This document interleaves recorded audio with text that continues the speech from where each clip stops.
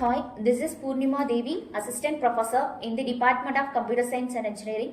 So in this session, I have to discuss about what is OOPS and what are all the concepts we have to be discussed in this OOPS based on this object-oriented concepts, and also we have to discuss about what is class and what is object.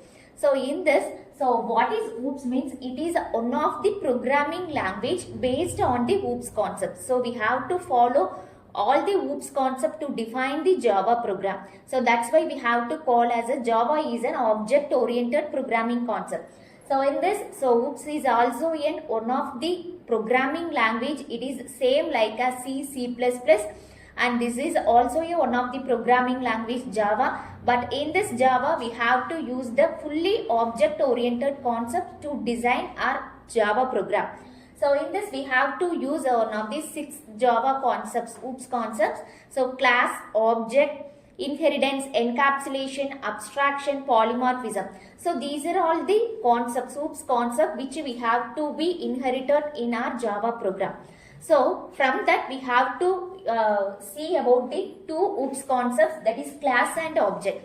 So what is class means? It is a blueprint for creating an object. So this is the definition for the class. So in this we have to create a class related with the class name. We have to create n number of objects based on the class. So for example, I have to create a class name as vehicle. So I have to discuss about the syntax for the class also. So syntax for the class is class name. So we have to define the class name as user defined class name. So this is the syntax for class. So class name, the class name will be defined by the user, and we have to define, once we have to define a class name, we have to create n number of objects based on the class.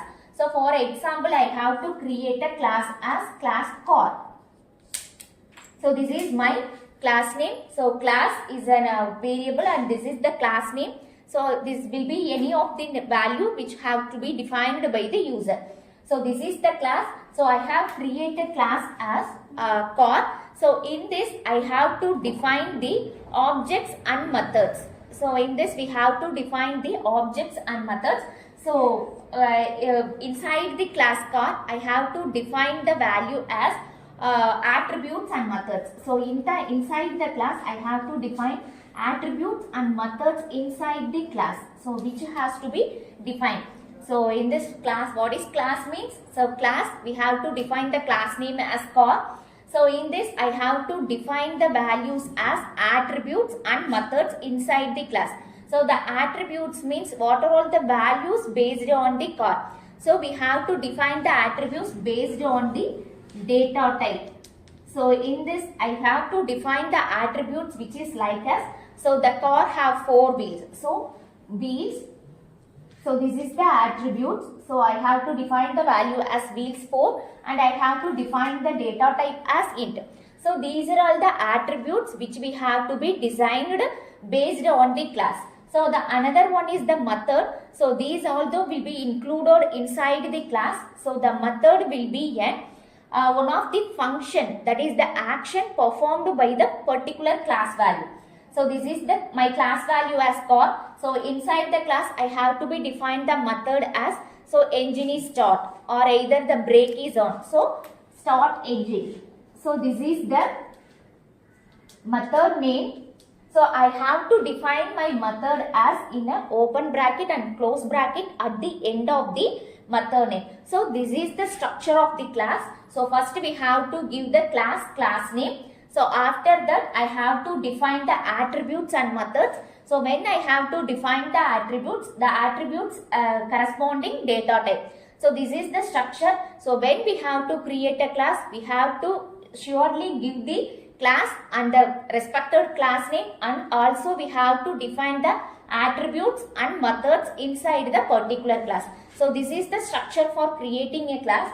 So the next one is object. So in this I have to define the object, that is the syntax for object is class name, object name equal to new class name.